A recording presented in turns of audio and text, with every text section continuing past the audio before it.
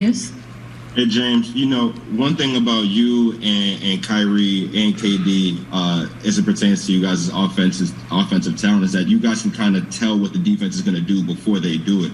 How do you think that is going to help guys like Joe, guys like DeAndre, when the defense can't really help off of, we saw today, defense can't help off of Joe. He's going to hit a three. Defense can't help off of the guy down low. You got to throw the lob up top. How does that make this team better that you guys all know what the defense is going to do and they can't really double you? Once we go through every scenario, and it's only maybe 4 or 5 that teams can really do against us, and throughout the course of the year that's going to happen, once we figure out, okay, they're doing this tonight, this is how we attack it, or they're doing this tonight, this is how we attack it. Once we get that, it's basically up to us.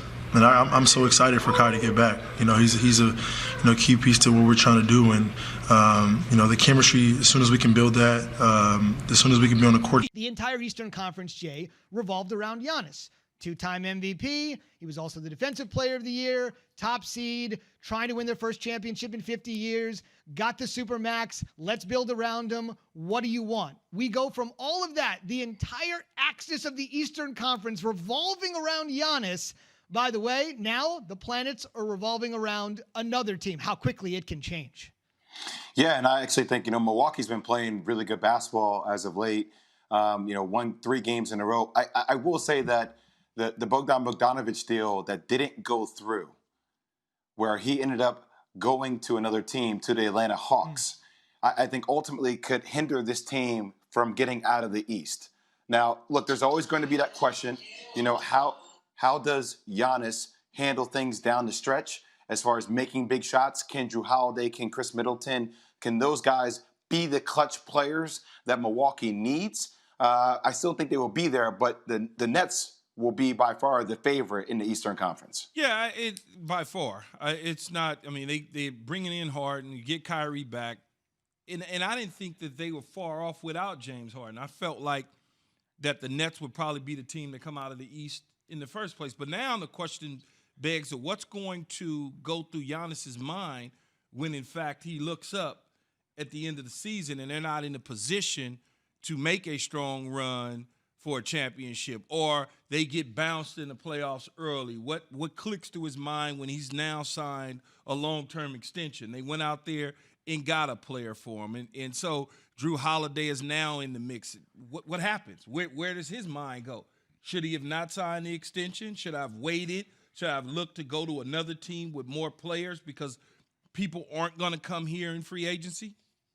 We'll dig into it further. Go ahead, James. I just want to explain to people, who, and I understand everybody has to be quote unquote professional, but just because you sign a 5-year deal does not mean that you have a 5-year commitment to one team.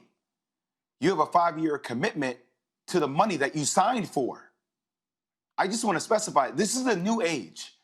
We've seen Kawhi Leonard get out of a situation. We've seen Anthony Davis get out of a situation. We've now seen James Harden get out of a situation. We will continue to have conversations about people like Bradley Beal, who is in Washington, who there have been stuff about, could he be a Laker? Could he force his way out of Washington? And I said it the moment it happened. Just because Giannis signed a 5-year deal with Milwaukee to be the highest paid player in North American sports does not mean that he will be with Milwaukee for 5 years if their front office and team cannot put him in a position to win a world championship. That is the reality of where we are in today's NBA, where player empowerment, players can get to where they want to be. Yeah, but though everybody that we talk about in player empowerment and signing supermax deals or long-term extensions, they don't ask to be out after one season. That one season would be a bit much. You got to kind of, if he was to go walk in there after this season and be like, yo, I don't want to deal with this. I don't want this anymore. You just signed a max deal, man, like 7 months ago. Like, what the hell are you talking about? Now, if he did it 2.5 years from now, I think that. So, Keith, what if 2 years they don't get out of the Eastern semifinals? Yes, but down the frustration, 2 years, yeah, the frustration, 2 years. But not after one season. Yeah, I never said one season. No, I'm just saying, not after. I wanted to make it clear, and you were not talking about after one season. You're talking about down the line. Down the line, of course. But after 1 year, 2 years, it would probably be a PR nightmare for him, considering that he said what he said about wanting to be, this is my home, this is my town, I want to be here. And then you look up, 24 months later, and you're talking about you want to get out. There's no doubt about it. And Jay made up the most interesting point of all. You're right. It's the age of player empowerment. Just a reminder that as of yesterday, the Houston Rockets controlled James Harden's rights for the next 2 years. 24 hours later, that whole thing blew up. Very interesting point there by Jay. And probably, as Jay said, it's the tip of the iceberg when it comes to the biggest names in basketball. If they want out, as Keyshawn has said, in any sport, if they want out, been thrown in this direction. I think he's going to be more motivated than ever before. He knows he's on a legitimate title contender, that they're legitimate favorites in some people's eyes because of the talent they assembled. And he knows that if he doesn't win here, it'll look worse than when he didn't win in Houston because he didn't have Kevin Durant as his teammate. The key is Kyrie Irving, and there's some problems going on there. Let's just call it what it is. We don't know what the hell it is, and even if we did know, we wouldn't say if it was something personal because that's none of our damn business. But the bottom line is Kyrie don't seem all there. Literally, figuratively, mentally, spiritually, he's just in another place other than Brooklyn. And I don't know if that's on Steve Nash to resolve. That's on Kevin Durant because this is Kevin Durant's team. You know better than anybody, Jay Williams, that Kyrie Irving wouldn't be in Brooklyn if it were not for Kevin Durant. They brought Kyrie Irving there because Kevin Durant made it clear he wanted Kyrie Irving there with him. That is why Kyrie Irving is there. So now the onus is on KD to handle that situation with Kyrie or to support the Brooklyn Nets if they decide to go in a different direction than Kyrie. Kevin Durant needs to sign off on that, and he needs to also make things happen with or without Kyrie. That's what he's got to do. Stephen A. Smith, First Take, host of Stephen A.'s World. You can catch it on ESPN+. Stephen A., let me ask you this, though. In terms of the Brooklyn Nets trio, is this trio better than the Splash Brothers with KD? No. Hell no. Absolutely not. Talent-wise, Stephen A., talent-wise, they're not. I'm not saying the way it works out, but talent-wise, sheer talent? Jay, I'm thinking about two things. Number one, do you know of a better shooting trio, arguably in NBA history, than Klay Thompson, Steph Curry, and Kevin Durant? The answer would be no. And we all know that Klay plays defense, okay? And we all know that it's hard. Who's going to sacrifice?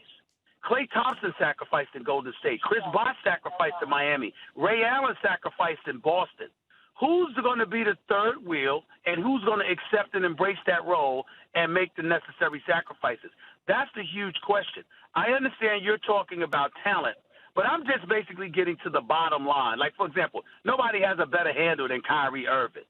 And Kyrie Irving can shoot, and he can score on anybody. He can finish at the basket. I think that Steph Curry is the greatest shooter in the history of mankind. Agreed. And I think that Klay Thompson is one of the top 5 shooters in NBA history. And I think that Kevin Durant is one of the top 5 scorers in the history of basketball. I don't think it's blasphemous or sacrilegious to sit up there and say, as great as Kyrie is, as great as James Harden is, as great as Kevin Durant is, that they are not more talented than Steph Curry, Klay Thompson, and KD together. I don't believe it. But see, because then it comes down to Harden and Kyrie. So is Harden and Kyrie better than the Splash Brothers? I would tell you, as shooters, hell no. Well, I mean, as gifted players, though, I mean, depending upon what system, here's what I will say. I think James Harden, I say, gets the wrong look here, right? Because he's been on a team where he's had to be the guy with the system he's been provided to drop 35, 40 points every night. So everybody automatically assumes, how's it going to work? He's going to dribble the ball all the time. He will acquiesce. He can be a pass guard that can still score and play off these other two guys. I agree. I don't disagree with you at all. I mean, I think that you're absolutely 100% right about James Harden. People ignore the fact that he registers assists.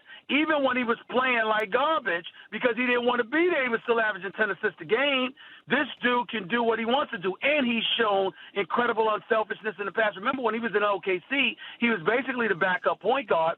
You're in Houston. I've seen many times when he set up other guys to score. I'm not questioning the talent and the greatness of James Harden.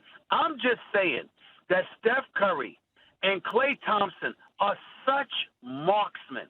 I think it's the likes of which we've never seen. They're the greatest shooting backcourt in history. And Steph Curry is the greatest shooting backcourt known to man. And there's not a human being that I've ever seen that can shoot better than Steph Curry. Ever. Standing still, spot up, jump shot, set shot, corner, wing, key, the other wing. It don't matter. 30 feet, 40 feet, 50 feet, 20 feet. It doesn't matter. This dude is the greatest shooter I have ever seen with my two eyes. Me too. He's better than me.